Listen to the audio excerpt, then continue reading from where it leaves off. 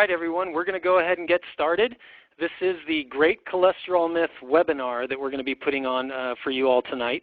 Again, I've said this a few times. I'm excited about tonight's webinar. There are over 100 people that registered for this seminar. It just shows that there is a big need to share all the information that we have to share. And there's a lot of people out there that are obviously concerned about cholesterol. They're concerned about heart disease.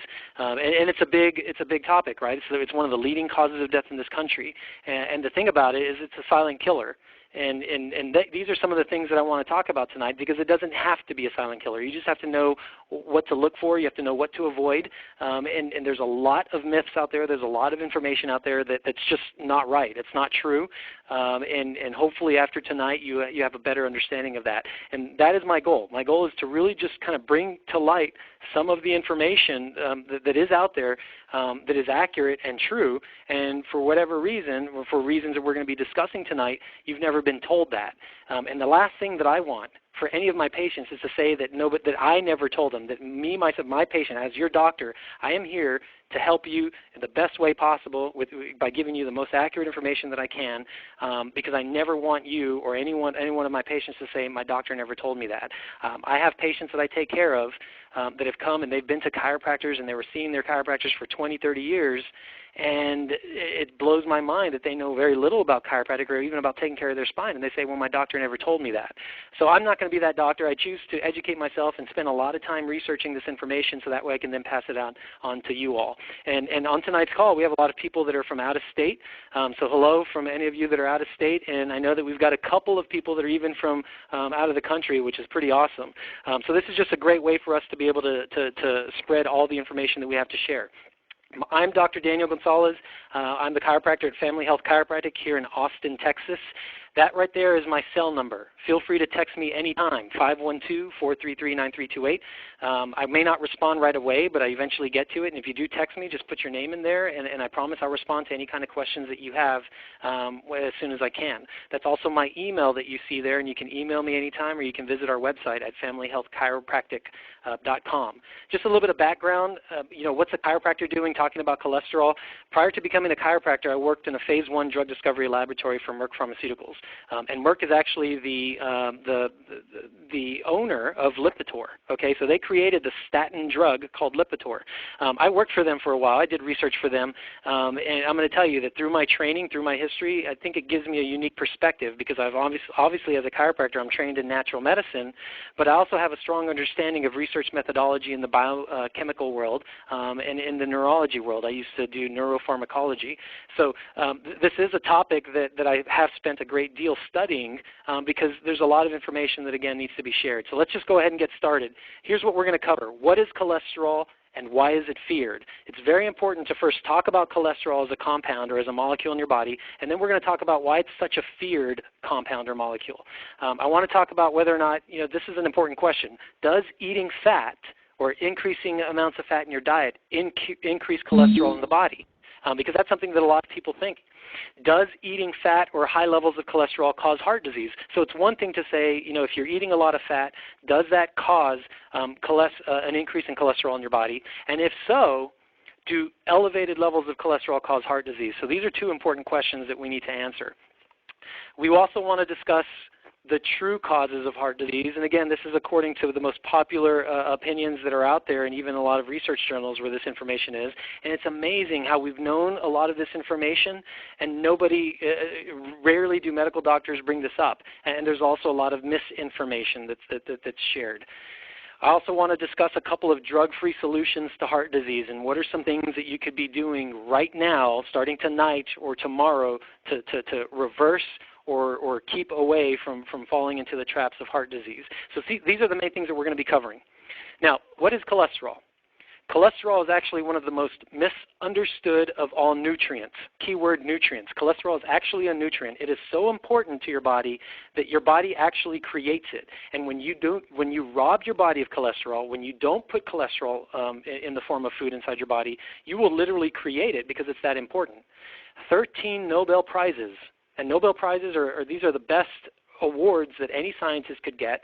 13 Nobel Prizes have been awarded to scientists who devoted major parts of their careers to understanding cholesterol and its benefits for the human body. So there's a lot of research and there's a lot of literature out there on this compound. Now, cholesterol is a powerful anti-inflammatory compound.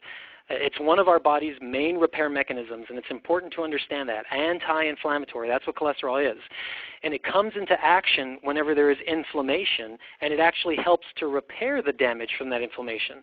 So the example that I always give when people are concerned about cholesterol, let's say like this picture here. You see a building on fire, so obviously when there's something that's on fire and burning, the fire department and firemen are going to go to that fire to put it out. What we do to cholesterol is basically, it's like if we looked at this picture and we said, oh, the firemen and the fire department are causing this fire. Well, everybody knows that's silly. What happens is whenever there's a fire, the firemen are going to go to put it out. Well, when your body is highly inflamed, cholesterol is going to begin to accumulate because it actually has to go and put it out. That's its job.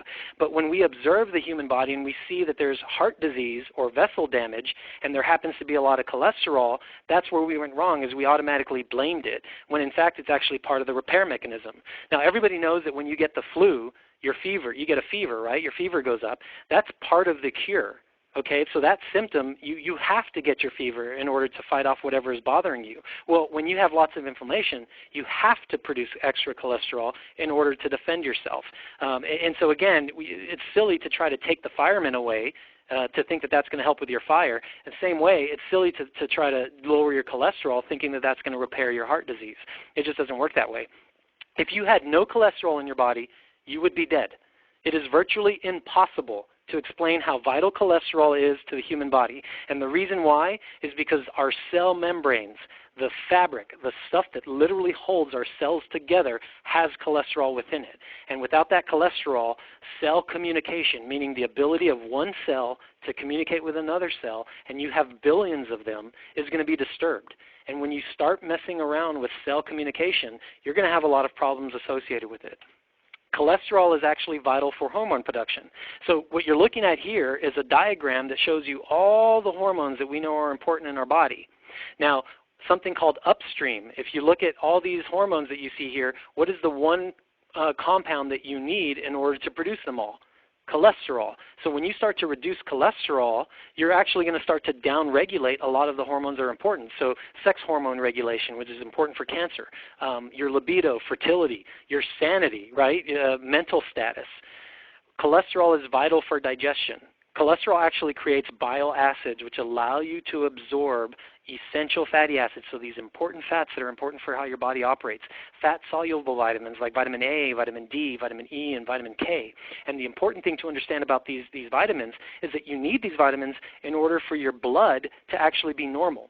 When you start to affect vitamin E and vitamin K, you'll start to increase clotting factors in your body. So if you were to reduce cholesterol, you're going to reduce your bile salts. You're not going to be able to absorb these compounds, these vitamins, which means that you actually run the risk of developing a stroke. And that's why when people take cholesterol medications, they're actually at risk for having a stroke, according to the literature. Cholesterol is also vital for the brain, your central nervous system, and memory functions, which is also another reason why a lot of research studies are coming out saying that when people are put on statin medications, they'll experience memory loss or mental confusion, and people generally just don't feel themselves. There's even a couple of studies that relate Alzheimer's disease and dementia. We have adult onset dementia that is skyrocketing like never before, and it happens to coincide with the increased usage of statins or cholesterol-lowering medications. Which again is pretty scary. Cholesterol is also critical for bones and for all the roles performed by vitamin D. Now it's important to understand that vitamin D is essential for cancer prevention. 65 to 85% of cancers will be avoided if you have optimal vitamin D levels. Not just normal vitamin D, but optimal vitamin D levels. And when you start to reduce your cholesterol, you're going to block the production or absorption of your vitamin D. So not a good idea. Now, what went wrong, right? That's the question. If all that is good, if all this information came out and we knew all the important factors behind cholesterol, how did something so vital for life and living become so vilified? You know, what happened?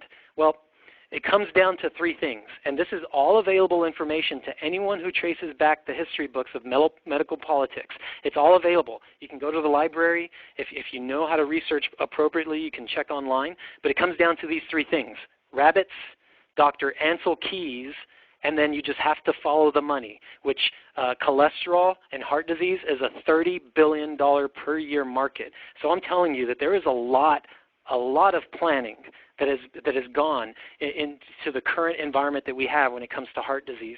Just like how we know that there's a lot of warmongering out there, and anytime we have these wars, there's a lot of money to be made. It's same thing with these diseases. It's called medicalization, and it's a big problem. We tend to medicalize problems. We make them bigger than what they are because it generates profits and makes a market, and that's exactly what's going on. So let's start with rabbits. Now, the references on the bottom here, and you'll find that in 1913, there was a Russian scientist, Nikolai Anichkow, decided to feed rabbits purified cholesterol because he's the one that actually isolated cholesterol and found that in subjects where there was heart disease or vessel damage, there was cholesterol. So he said, okay, what happens if we were to take cholesterol and feed it to rabbits? He found that the blood cholesterol levels reached in excess of 1,000 milligrams per deciliter.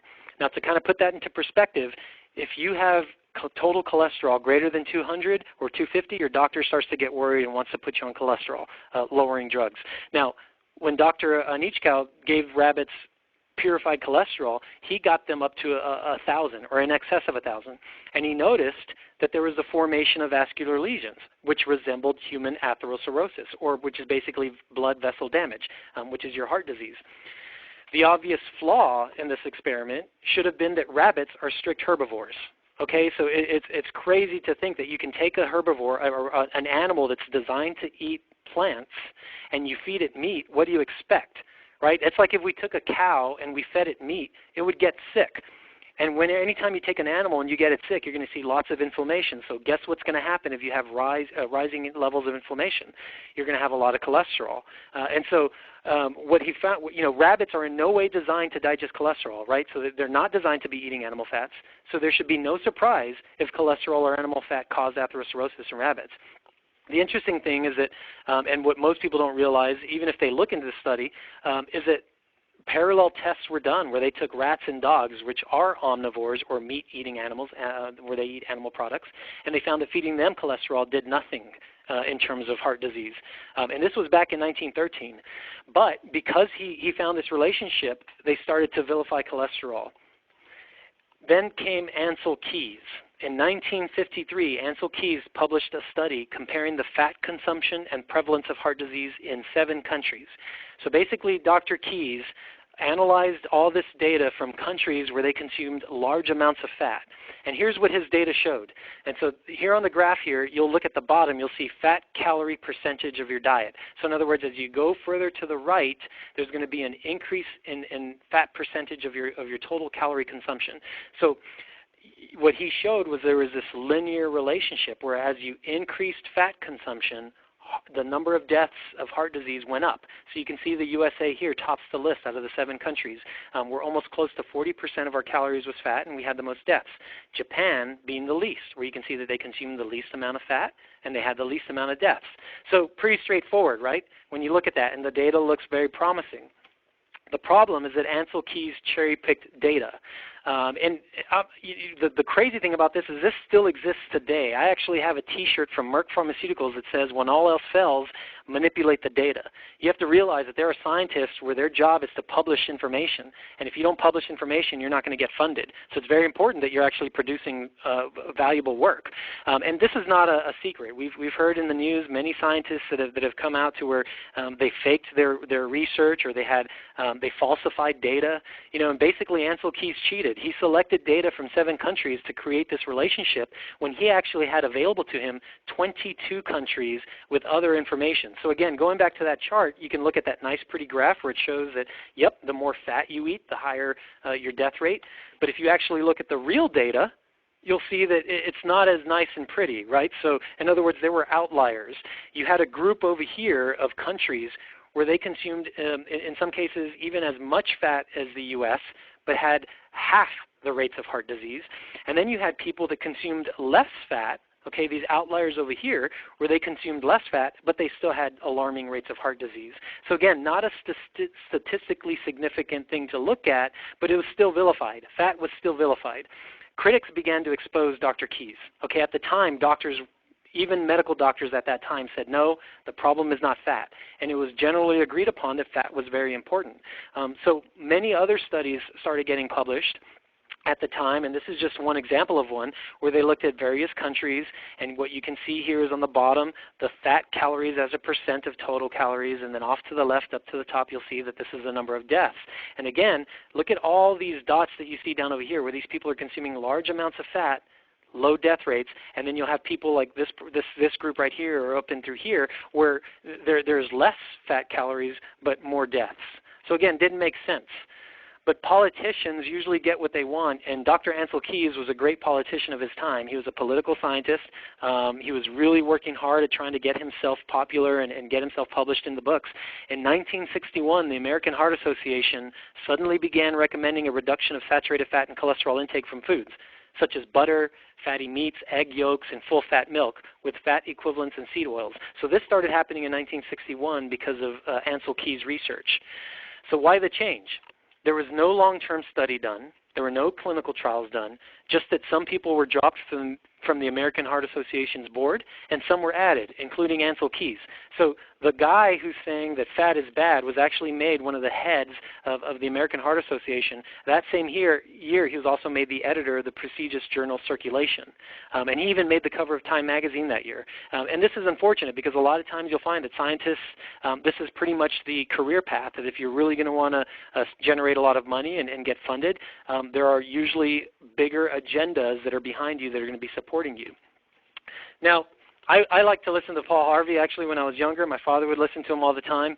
So this is kind of a mini tribute to him. But now we're going to hear the rest of the story, right, and try to figure out what exactly happened. John Yudkin discovered a sugar connection to heart disease back in 1957.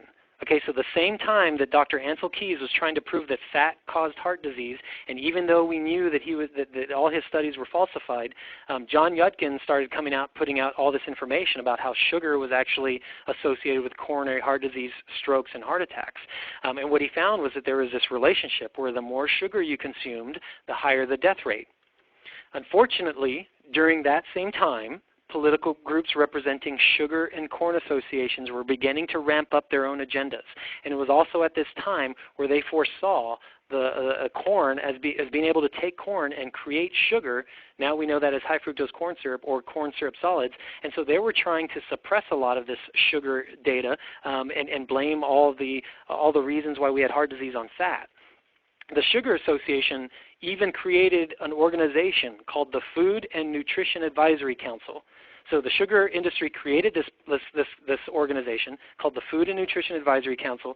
They stocked this council full of paid physicians. Ancel Keys was one of them, dentists, other PhDs willing to defend sugar's place in a healthy diet.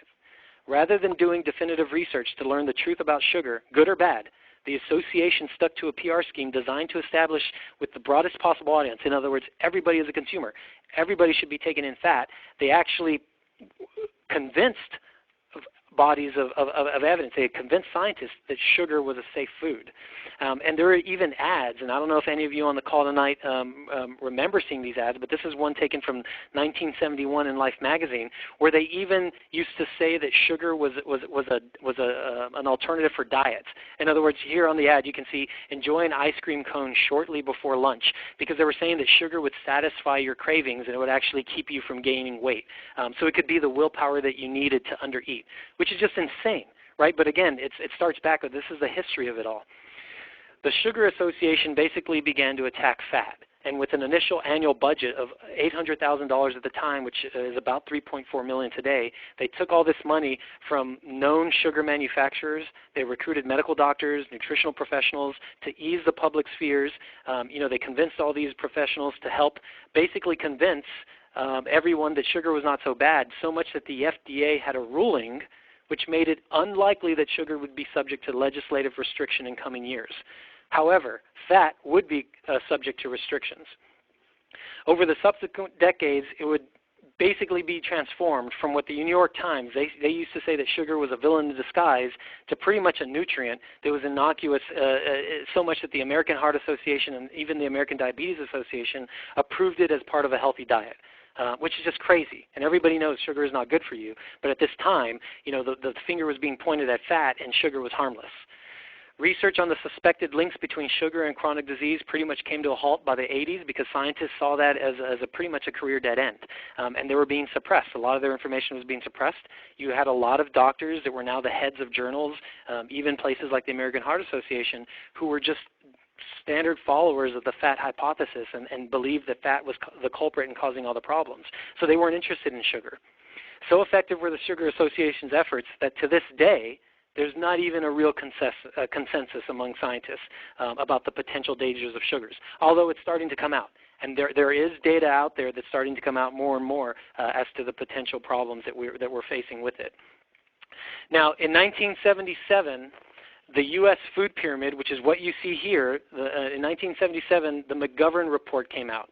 Okay, and the McGovern report was really created by a governor, McGovern. He was the governor. He was heavily lobbied by the Sugar Association to put out this report saying that basically dietary fat, intake of dietary fat and cholesterol was causing obesity and heart disease.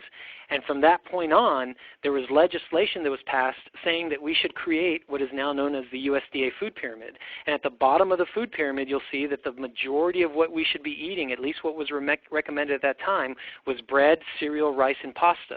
Now, sure enough, you're not just eating these foods. There's a lot of sugars that are put in breads. There's a lot of sugars that are put in cereals. There's even sugars that are put in pastas. And then fruit groups, right? So they recommended you start taking a lot of fruits. And this is very important because fruit juices just skyrocketed because that was an easy way to get your fruits in, right, is you just have to drink the fruit juice because it comes from fruits. Well, loaded with sugar. And today the research is out. We know that a lot of those sugars actually are associated with heart disease. And at the top of the list, what do you see? Very little to no fats, right? So these are things that you should use sparingly. So that leads us up to, that's pretty much the history of where we get. It was this big fight between sugar and fat and which one was causing the problem. And it just so happened that the sugar industry had more money. They were able to create more of a political sway. And there you go. Sugar was pretty much ignored and fat was made the demon, and that's what we should fight. It's the war on fat, and that's what happened. Myth number one. Eating cholesterol and saturated fat leads to high cholesterol. So if we look at Key's data, when you eat lots of fat, it shows this linear relationship that as you eat more fat, your blood cholesterol levels are going to go up. However, when you actually look at the whole group of data, you'll see that there's a lot of populations out there where even though they consume a lot of fat, their cholesterol levels don't seem to go up. So in other words, there is not a statistically significant relationship or linear relationship here, which means that you really cannot blame it on fat. But again, a lot of this data was suppressed and people don't realize that. Now, eating cholesterol and saturated fat leads to high cholesterol. The Framingham Heart Study showed, the Framingham Heart Study is actually the longest running and most significant study on heart disease to date. They followed 15,000 people over the course of 30 years, so 3 generations where they were looking at this. And what they found was that dietary intake of cholesterol, when you eat cholesterol, you eat fats, there was no relationship to heart disease. Okay, so this is the longest running study ever done on heart disease, and they're telling you that when you eat cholesterol or take cholesterol in, it doesn't have any impact on your heart disease, even 30 years into it. This chart on to the right shows you basically the results. As you can see that there are nearly identical rates of heart disease between men and women regardless of their cholesterol intake.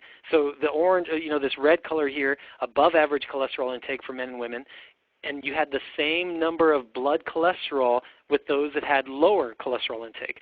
So there's no relationship there. And so when people think that if you eat fat or you eat lots of cholesterol that it's going to raise your blood cholesterol levels, that's false. It's not true. And according to the longest running study that we have to date, the most accurate information out there, it's bogus, right? So you have to just throw that out. Now, contrary to what you've been told or your doctor thinks, the opposite is true when it actually comes to fat. In Framingham, Massachusetts, the more saturated fat one ate, the more cholesterol one ate, the more calories one ate, the lower the person's serum cholesterol was, and that's pretty much the opposite of what Ansel Keys would have predicted. Basically, what they found from this study was that the more fat you had, the more cardioprotection there was. And even Ansel Keys, right, the father of fat haters, the father of the lipid hypothesis, he came out in 1997, of course, years after he made all this money and had retired.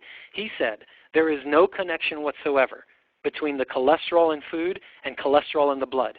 And we've known that all along, which is just, again, insane, because almost everybody out there, when you go and you talk to them, I have patients that come in and I meet with, and I tell them, oh, you got to increase your saturated fats. And they're like, no, that's crazy. That's going to kill me, even though the literature and the research out there says opposite. But that's how much we've been convinced. Myth number 2, high cholesterol causes heart disease. Okay, so let's just say if fat did increase cholesterol, or if you just have elevated cholesterols, does that actually cause heart disease? So is there a relationship there? Well, the truth is that there's no linear relationship between cholesterol and heart disease. Although there are diseases that can elevate your cholesterol or diseases that can elevate your triglycerides, there's not one single disease caused by elevated blood cholesterol or triglycerides by itself. Yet doctors like to put all the blame of cardiovascular problems on that, because you actually have a solution, right? You can take a pill, it lowers your cholesterol, patient's going to be happy and think they're okay. Even though last year, on record, the last 2 years, we've had more people die, okay, more people have died with normal cholesterol levels from heart disease than ever before. So basically, you're dropping your cholesterol levels because you're taking your drug, but is that keeping you alive, right? That's the bigger question. Now, here's some logic. If cholesterol causes disease, then lowering cholesterol should also lower the incidence of that disease, correct? Well, here's the thing. Lipitor, which is the blockbuster #1 selling drug of all time, okay, it's been sold the most than any other drug. If Lipitor, which is to treat heart disease, is doing its job, and it's the most selling drug in the world, you would expect that heart disease would be the least, right? Because that's what we're taking it for, to treat heart disease. And if it works, then we should be protected. And in fact, heart disease is one of the leading causes of death. So just logically looking at it, taking cholesterol drugs is not having an impact on saving our lives, so why are we doing it? Despite massive use of statin cholesterol drugs over the past 2 decades, the incidence of cardiovascular disease hasn't changed much. And basically when they find that there is a reduction, it's because people get smart and start changing their diet and their lifestyle. Now, most of the information that populates through mainstream medical society is based on faulty research and assumptions. And I challenge my patients. I always say, if your doctor tells you something, ask them about the research. Take them the research papers. I'll provide it for you. Question them. Ask them if they've read the most up-to-date literature on the subject, because it's all out there. And it's pretty crazy, especially when we talk about saturated fat. Okay, everybody is scared of saturated fat, and what I like to talk to doctors about is this one question that I ask. And I would challenge you to ask your doctor the same. Is breast milk good for the human body? Okay, so when we're born, we're babies and we're born, what's the best food that we can give to our babies? Is it breast milk, or is it formula? The doctor is going to say breast milk, because it is, and that's what research has shown. Well, interestingly enough, the vast majority of breast milk is saturated fat. So if saturated fat was so bad for us, why would it be in breast milk? Again, it's just using simple logic, and it just doesn't make sense whenever we look at all this information. Now, here's a study that was published in Circulation. This was 1992. This paper reviewed 11 major studies. So this wasn't just one research paper. This was 11 major studies, which basically was 125,000 women, and determined that there was absolutely no relationship between total cholesterol levels and mortality rate, which means that you could have high cholesterol, didn't mean that you were going to die early. You could have lower cholesterol. There actually was a difference there, and this is important to understand. In older women, elevated serum cholesterol levels have been shown to be associated with longevity. In other words, they found in these 11 major studies that the higher your cholesterol was, the longer you would live, which is just insane, right? The higher the cholesterol number, the less mortality by all causes, not just heart disease, but cancer, Alzheimer's, dementia, and all this. Again, this was published in 1992, so if you've got a doctor out there telling you that you've got to lower your cholesterol, I want them to be able to explain the data that came from this study. Dr. Uf Raskoff, I'm trying to pronounce that correctly. This was a doctor who actually was in Switzerland. He would have been the equivalent of our Surgeon General. okay, and this was called the Swiss statin study. Basically, when statin drugs were coming into play, they approached Switzerland and they were trying to put them into the market there, and he decided to go and study whether or not it was having an effect. So he reviewed more than 40 trials aimed at determining whether lowering cholesterol level could prevent heart disease. In some trials, the rates went up, and others they went down, but on average, when all taken together, just as many people died in the groups taking cholesterol-lowering drugs as those with no treatment. So if you'd ask me, why not just save yourself the money, or why not save yourself the harsh side effects that you get from taking statins? And if you're going to die, you're going to die, because according to studies, it doesn't make a difference. And he actually took, and again, this was not just one study, okay? These were 40 trials that he looked at, so this is pretty intense, and that's why I have confidence talking about this. But he eventually published a book on his own, because a lot of journals would not publish his data, and he called it the cholesterol myth, and so you could look that up and read all about it. There are dozens of studies that have been done on lowering cholesterol. The Honolulu Heart Program studied 8,000 participants. They found that long-term persistence of low cholesterol concentration was actually associated with an increase in the risk of death. So the earlier the patients started to have lower cholesterol, the greater the risk of death. That was published in 2001 in the journal Lancet, which is a very good, reputable, peer-reviewed medical journal. There was also a study called the JLIT study, which is the Japanese Lipid Intervention Trial. They looked at over 47,000 people over the course of 6 years, and they found that cardiovascular mortality in the lowest cholesterol group, so if you had under 160 total cholesterol, it was 6 times the mortality rate of normal cholesterol. And they actually considered normal cholesterol 200 to 219 milligrams, which is basically an amount of cholesterol that most of your doctors out there are going to tell you that are dangerous, and they're going to want to put you on a statin medication because of that, which is just insane. Again, the next time a doctor tells you to get put on a statin, I would reference this journal.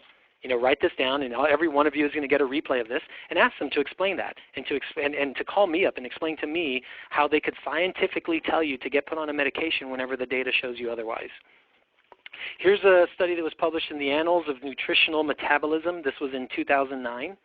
Dietary fat and coronary heart disease. Again, this is a summary of evidence, so meaning these were multiple studies that had been done, and they kind of put these studies together and they looked at all the data. Intake of total fat. Okay, so eating lots of fat was not associated with coronary events like heart attacks or mortality. Intake of saturated fat, so what we call the bad fats, right? Don't eat saturated fats. That was not significantly associated with coronary events or mortality. Fatal heart disease was not reduced by lowering fat diets or by low-fat diets or by replacing saturated fats with polyunsaturated vegetable oils. So again, multiple studies that show this relationship. Less cholesterol, more deaths. Dr. Malcolm Kendrick, MD, compiled World Health Organization statistics. So he took information from across the globe, several European countries, and the results, and this is the key word here, urban Australian Aborigines. So not Aborigines that are living out in the wild the way they were designed to live, but more urbanized Aborigines. The chart you're looking at here, when you look at the dotted line, these are death rates from different countries. So in other words, the Aboriginals that were living in the cities had one of the highest death rates. Now, the dark line is the average cholesterol levels. Again, what you're looking at is this inverse relationship. The lower the cholesterol levels, the higher the death rate. Now you can look over on the far right. Look at Switzerland. They had the lowest death rate and the highest amounts of cholesterol. So pretty interesting when you look at that there's actually an inverse relationship here between cholesterol and again, living. Countries with the highest cholesterol levels like Switzerland had the lowest heart disease rates, and people like urban Aboriginals, which are basically these Aborigine Indians that started living in the cities, had the highest rates of heart disease, which is just, again, it just does not make sense, right, in terms of all the advice that we're given today. So there is something else that's causing this, and again, we're going to get into this. Now, it's important to note that Switzerland, actually, they have one of the best levels of health as a population. So, it does help to pay attention to what the Swiss do when it comes to healthcare. I actually have a patient that came in. She's an Olympic athlete. She's this wonderful person who shared a lot of information with me, and she told me, this is pretty interesting just because I'm a chiropractor, she said that when you're in Switzerland and you get sick, when you get the flu, when you get any kinds of aches or pains or you have any kinds of health issues and you go to your medical doctor, that the doctor will actually refer you to the chiropractor first. And when the chiropractor can't help you, when the chiropractor cannot help you, well then they send you to the medical doctor, which again I think is pretty interesting, whenever they do these things. So anyway, let's move on to the next slide. What then causes heart disease? This is the all-important question, right? What causes heart disease? Sorry, my phone's ringing here. Okay, everything. Pretty much everything causes heart disease, okay? And I know some of you are probably rolling your eyes and you're like, okay, that doesn't really help me. But I'm telling you, pretty much everything in this country causes heart disease from the things that we're doing. At least everything we're doing today, but the main culprit is inflammation. Okay, so the question becomes, what causes inflammation? And this is some of the stuff that we have to get to. Toxic diets, high sugar, high processed carbs, high industrial fats, so your synthetic fats, high gluten foods. So a lot of your pastas, your breads, your rice, your crackers, your chips, a lot of your industrial foods that you're purchasing when you go out to eat at night, even Subway has a lot of these toxic foods. Grain-fed meats, if any of you are still consuming grain-fed meats, I'm telling you, the research is out. There is a big difference between cows that are fed corn and cows that are fed grass. Okay, and so these are things that you need to be considering whenever you're purchasing your food. And if you're going to spend any kind of money on organic foods or healthy foods, I would spend it more on your meats than anything, because at least your vegetables you can wash. Okay, but you cannot do that with your meat. Insufficient omega-3s, okay, omega-3 fats, which is basically your fish oils. And every single one of my patients, I always ask you, are you taking fish oils? Fish oils are very powerful anti-inflammatory. Okay, so these foods or these compounds, these vitamins, these supplements actually help to reduce inflammation. And if inflammation is causing heart disease, then you need to do everything you can to reduce it. And we know today that you could have the healthiest diet in the world and you probably still are deficient in omega-3 fats. So that's why it's something that you need to consider as part of your natural health care regimen. A lack of sleep. Poor sleep has been linked to elevated inflammatory markers. What that means is that biochemically we have determined that when you're not sleeping the right way, we're not going to bed at the right time, or if you're not having good sleep, you're increasing inflammation in your body. And it's not going to be inflammation like when you sprain your ankle and it's obvious and you hurt. This is microinflammation that's occurring in your blood vessels that all the while is causing problems in your body. Lack of movement. This is huge, and so many people don't realize this, and this is why it's super important that you are getting your spine adjusted, that every single vertebrae in your spine moves, because we already have a lack of movement in our lives. We're very sedentary. We work in front of computer stations, and all this lack of movement is causing inflammation. We know that when a joint stops moving, it becomes inflamed. And if you have joints along your spine that are not moving, those joints become inflamed. And that's going to irritate nerves, and that's going to cause a whole list of problems. We sit for hours on end, and we don't have time for regular exercise. The human body requires at least 10 miles of movement every single day. That is the genetic requirement. You should be getting the equivalent of 10 miles of movement, and we don't get that. I guarantee you, even if you're exercising and running 3 miles a day, you're not going to get it. So it's very important that you focus on that. Poor recovery. There are some people that actually move too much, right, or they have little rest or no recovery. These are basically your super athletes who overtrain. And how many of you have ever heard of marathon runners or people that are very athletic and super fit, but they still end up having a stroke or a heart attack? Right? These are people that are creating chronic inflammation because of their work habits. And they've actually gone through health off into the opposite end, the extreme end, where they're actually causing more damage than good. Chronic stress. I'm probably stressing you guys out right now with all the things that we're talking about. Bills, work, commuting, politics, the exercise that I'm telling you to do that you hate. Okay, it all adds up, and I get it, and it doesn't seem to ever go away. And if it becomes too much for you to handle, and I'm going to tell you, I'm a human being, it's too much for me to handle at times, your body's going to have a physiological inflammatory response to that stress. And so we all need to figure out a way to cope with it. We need to figure out a way to deal with it, and we need to start having those discussions, because these are very real problems that we're experiencing. We also have a lack of downtime. And what I mean by that is not, downtime is not surfing the web. Downtime is not shifting through Facebook. Downtime is not watching YouTube. Downtime is actually just having alone time, just you by yourself. Always checking your email, your Facebook, your smartphone. You're still on, right? If you're doing something, you're still on. Meditation, deep, true meditation, is trying to clear your thoughts, not thinking of anything. Those are the things that we need to really work towards. Herbert Benson, he was a medical doctor, published a book called The Relaxation Technique. He found that this deep meditation that we can put ourselves into could actually reverse coronary artery disease, which is pretty interesting. We have a lack of nature time. I was just talking to patients today about this. There was actually a Japanese scientist that discovered that there's a gas that's emitted from all woody trees. There's this one gas that is emitted. It doesn't matter the species of tree. This gas is emitted from the trees. When we inhale it, it acts as a vasodilator. What that means is that it opens up blood vessels. It decreases cortisol, which is a stress hormone in the body. So it's actually an anti-stress compound that's emitted from trees. And it makes sense that, we're beings of nature. We should be outside. We should be walking around, taking nature walks. And actually, this Japanese doctor who's a cardiologist, he prescribes dosages of nature walks. That's part of his prescription. He'll tell you we got to get out more. And so basically, we spend too much time in our cubicles, in our cars, inside our homes, in our cities. We're away from trees. We're away from leaves. We're away from the earth.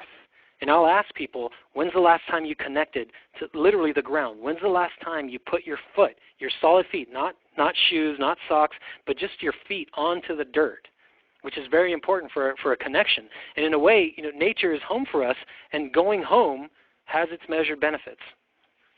Poor gut health. The gut houses the bulk of our immune system. In fact, a lot of scientists say that it's the second nervous system because it's so important for our health. And if you're not eating healthy, or if you have poor gut health, or if you take antibiotics regularly, I guarantee you your gut is not healthy. You have a lot of inflammation that's going to be upregulated. Now, this is a pretty interesting comparison here. If you were to look at sugar and again, Dr. Key's work on fats, you can see that there are actually some striking similarities between the two. You can see that the more calories that we got from fat, the higher, again, there is this relationship of higher mortality. The more sugar we have, the higher mortality. Well, I think that the people that are eating high amounts of fats, they're actually eating lots of high amounts of sugar. And it's the sugar that's coinciding with that makes it look like fat is killing us, but it's actually it's like your Hershey's bar, right? Hershey's bar has fat, and so people eat it and they're like, oh, it's got a lot of fat, but it has a whole lot more sugar. And that sugar, I guarantee you, is causing way more damage to your body than that fat. And so that's just something that I want to throw out there. Now, what's the number one thing that you can do to prevent? Okay, let's get into some prevention strategies. Poor nutrition. The best thing you can do to influence your risk of heart disease is through diet, because foods cause inflammation of the vessels. Here's a study published in 2001. Of 52 countries studied, 90% of heart attacks could have been prevented through diet. So that's 9 out of 10 people that could have prevented their heart attack without drugs because of diet, because of the things that you have complete control over. You don't have to spend money on drugs, spend money on food that is good for you. The biggest contributors to oxidative damage and inflammation are sugar, sucrose, fructose, high fructose corn syrup, starches like your grains that you get from chips, rice, breads, pastas, white potatoes. Eating lots of white potatoes is actually really bad for us. And then polyunsaturated oils. These are your vegetable oils. And then, of course, trans fats, which are your synthetic fats. Let's talk a little bit about sugar. It's one of the best studies on sugar consumption and how it relates to cholesterol levels was done in 2011.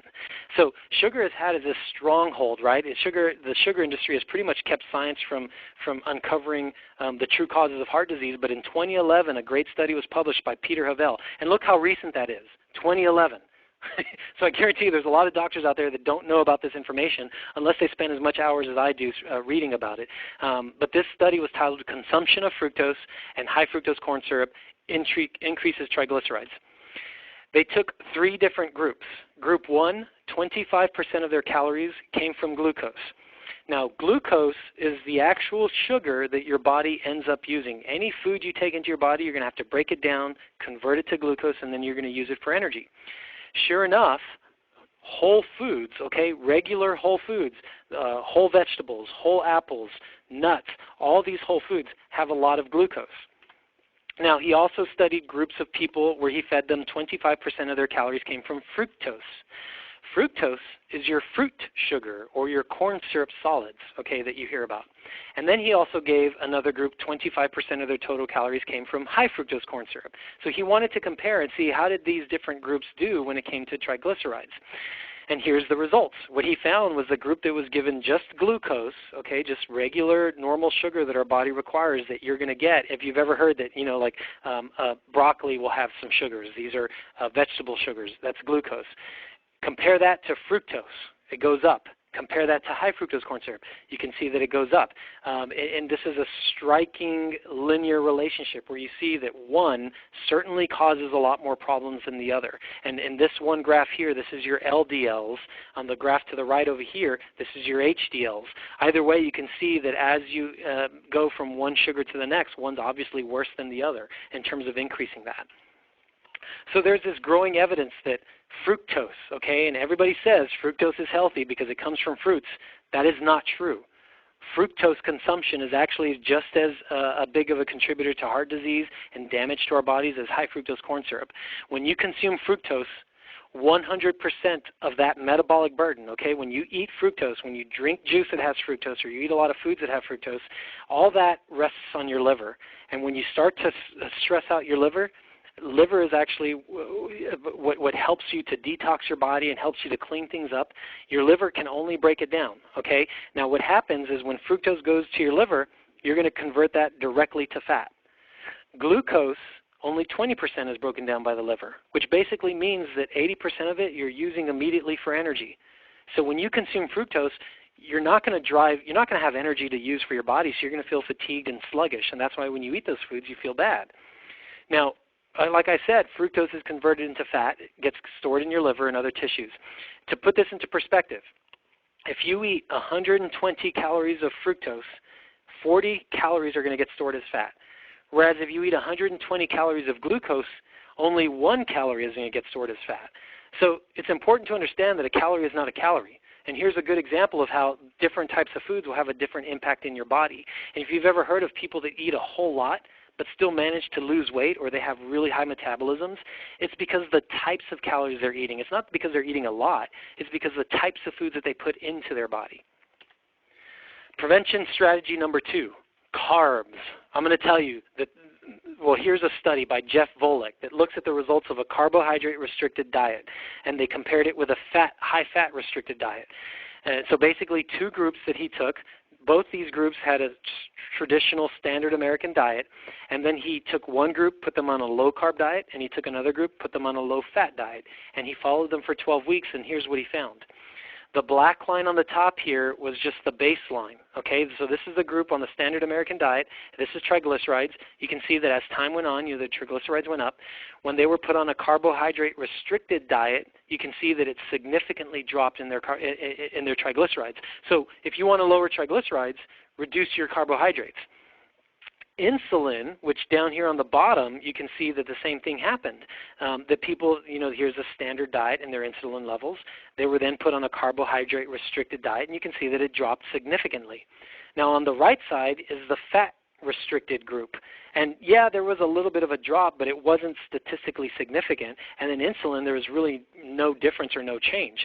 So if you wanted to put your eggs in one basket in terms of a change in your diet, reducing, eliminating, or avoiding carbs as much as you can in the form of grains. That's your rices, your bread, your pasta, white potatoes, chips, crackers, even oatmeal, oats or grains, corn, right? Reducing all of that is going to have the biggest impact in terms of your cardiovascular prevention. Prevention strategy number 3, I'm going to tell you, increase the good fats. This is the component that you want to increase the most while at the same time decreasing your carbohydrates. More important are saturated fats like coconut oil, butter, ghee, or lard. And I'm going to tell you that if you're going to saute some chicken tonight or you're going to cook some food tonight, do not use olive oil. You better be using coconut oil, butter, real butter, ghee, or lard. Okay, these are much healthier for you according to the research that's out there. A study published in the Journal of Nutrition in 2004 showed that saturated fat and or they use this compound called MCT, which is very similar to coconut oil, and beef tallow, which is a form of lard from beef, reduced alcohol-induced liver damage, meaning it was better for your liver than all the other fats that they studied. Now, there are several different types of good oils, and here's a list of them for you. Now, I'm going to tell you all the way up to butter, these are the ones that if you're going to be cooking, these are the ones you should be cooking with. Number one at the list is going to be coconut oil. Start cooking with coconut oil. It's going to be much better for your heart and much better for your blood vessels. Palm kernel oil is also good. Cocoa butter, beef tallow, ghee, and butter. Now, if you're purchasing butter, I'm going to tell you to make sure it's organic. Okay, because organic butter is definitely much healthier for you than just regular butter. At the bottom of the list here, you're going to see olive oil. And I'm going to tell you that if you heat olive oil up, it turns that oil it turns it rancid and it becomes a bad fat. So you should really only be using olive oil in its raw form. Use it maybe like over a salad or something like that. Now here's a chart just to kind of graphically show you what we're talking about. Any of the oils that have a lot of red, so where you see a lot of red, that's your saturated fat, those are healthy for you in terms of cooking with. So you see coconut oil, butter, palm oil, lard, cottonseed. Cottonseed is one of those where I'm iffy about it, okay, because anywhere you see lots of blue, you should stay away from it. So you see cottonseed has lots of saturated fat, but it also has lots of the bad fats. So all these oils where you see lots of blue, you better be avoiding them. Now, the other type of good fat, which is your monounsaturated fats, and let me kind of help you understand this. Saturated fats are more like your animal fats, except for coconut, okay? Polyunsaturated fats are like your vegetable fats or your seed fats. Those are the ones you got to be careful with. Be very careful with vegetable-based fats or seed-based fats. Monounsaturated fats are a mixture of nuts and seeds.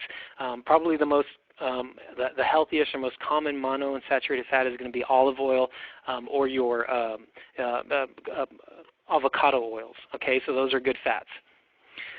Now, bad fats are the ones that you need to reduce. Obviously, trans fats. Everybody knows that, right? The FDA has come out saying that 10 to 20,000 heart attacks could be avoided if you avoid trans fats.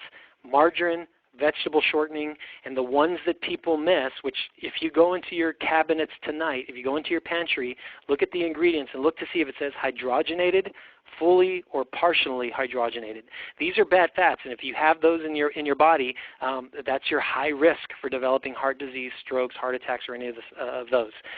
Many of your polyunsaturated oils, here's a short list: grapeseed oil, sunflower oil, flax, you got to be careful with. Do not heat it or cook with it. Safflower oil, corn oil, walnut, cottonseed, vegetable, even canola oil, which for some reason a lot of people think that's healthy. It's not so healthy for you. You got to be careful with that. These are all the fats that you want to avoid. Now, here's just a chart that's showing you the increased consumption of vegetable and seed oils, and you can see that around 1939, these just skyrocketed. So animal fats went down, and vegetable fats went up because, of course, we have to be using fats, and you'll find that almost every packaged food that you have is going to have polyunsaturated fats. You got to stop eating that stuff because that's the stuff that's killing you. What are some essential supplements that you need to be taking?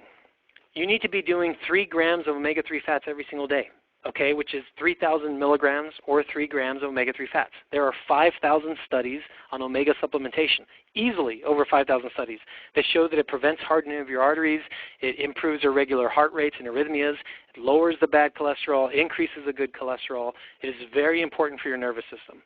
CoQ10. You should be doing 500 to 1,000 milligrams of CoQ10. If you have a history of heart disease in your family, you need to be supplementing with CoQ10 because it will offset your risk. Also magnesium.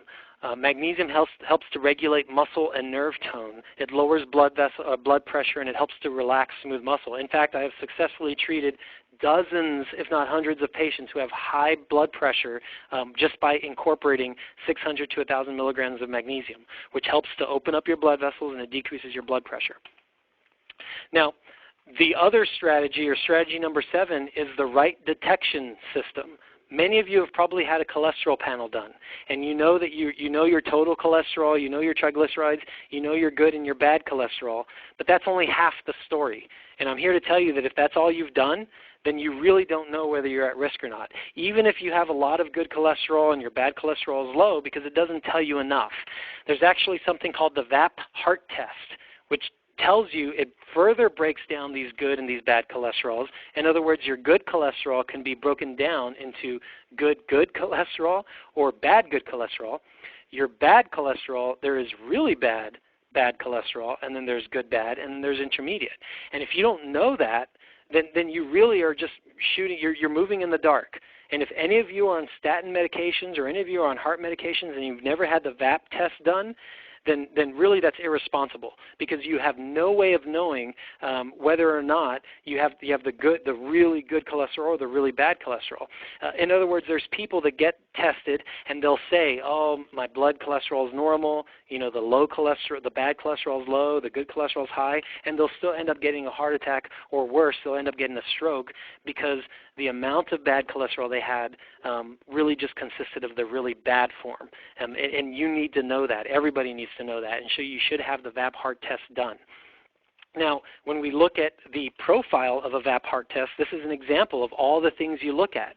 So if you think that your total cholesterol and your LDL and your HDL and your triglycerides are enough, you are absolutely wrong, and you have no idea. Yesterday I was at the Austin Health Fair for the city workers, and they were doing blood panels there, and of course they were told their cholesterol levels and triglycerides and whatnot. Well, that's not enough information to really know true risk, and that's the unfortunate thing, that a lot of people don't know that, and it's very important. This test could save your life.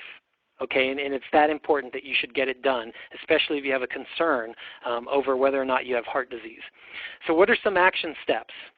First, get the FAPS test performed. If you've never had it done, you need to get it done. I'm telling you that.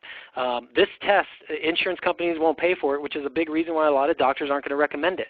But I'm going to tell you, for what it's worth, in terms of avoiding a stroke or avoiding a heart attack, or better yet, knowing the truth behind whether or not you have cholesterol problems, it runs $179 to $249 depending on your location. I will literally offer this test to you at what it costs me to run the test, which is $109. Because again, I'm not here to generate a profit from this. I'm here to make sure that you're properly taken care of, because these are the things that are killing my patients.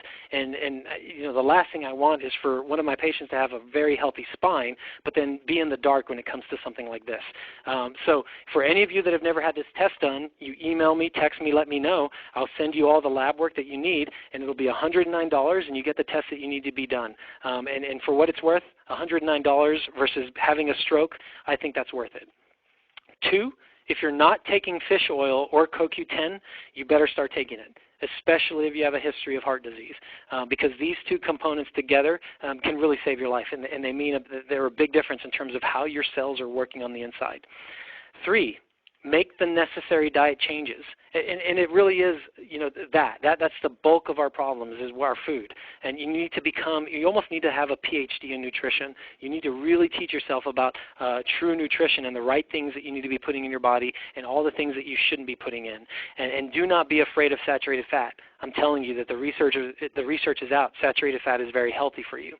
And don't just do this for a month or 2 months or 3 months, because you go on a diet. Do this for the rest of your life. In other words, make these changes for the long haul. Finally, if any of you have any questions, if you want a private consult, if you want a consult through email, through Facebook, because there's a lot of you that are obviously not living in Austin or not living in the state, I'd be happy to work with you. That's why I'm doing these webinars. I'm trying to get this information out and help as many people as I can. You can email me at drd.fhc@gmail.com.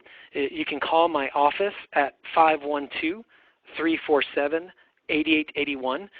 You can also text me. My cell phone number is 512-433-9328. Again, any way that you can contact me, I'm here to help you, and I want to get you everything all the information that you need, or get you on a good nutrition program or a good diet, so that way we can actually avoid this, because it is possible. My father, who had heart disease, is able to reverse it, and he's been able to maintain his numbers, and he's a lot healthier today than whenever I first started working with him, and he's a perfect example. And when I think about my dad, and I think about all the things that I've been able to do for him, I wonder how many fathers and mothers are out there who feel the same way. And I'm going to tell you that there's this story, and this happened a few months back in Houston, Texas. Here in Houston, Texas, there was a dad who took his family, him and his family. They went out to the beach. They were out swimming, and his son actually got caught in a riptide. And he got pulled out into the water. And so the dad, of course, what are you going to do? You're going to go save your son. He swam out to the water, and the dad was not healthy to begin with. And now he thought, and the wife said this in retrospect, and when they interviewed, the wife came out saying that his numbers were normal. He thought he was healthy. Well, the dad was trying to fight for his life to go and save his son. He ended up having a heart attack while he was trying to swim out and save his son. Well, unfortunately, the son ended up drowning and died, but they were able to pull the dad out, resuscitate him, and it just kills me knowing that father lives every day of his life knowing that had he taken the right steps to make sure that he was healthy and fit and that his heart was strong, maybe he could have saved his son. That is the reason why I'm doing what I'm doing. And that's the reason why I'll take time out of my life and my family to be able to share this information with everybody out there because I'm that passionate about it. And I do not want anybody to be to fall into the hands of one of those stories. It just doesn't make sense. So again, I thank you guys for all the time that you've had. Thank you for making these webinars a success. I hope you learned a lot. My goal was just to kind of shed some light on some of the myths that are out there. And again, I'm here for you. If you have any questions, I'm here for you and I want to help. So thank you. You guys have a good night. Have a great evening and be on the lookout.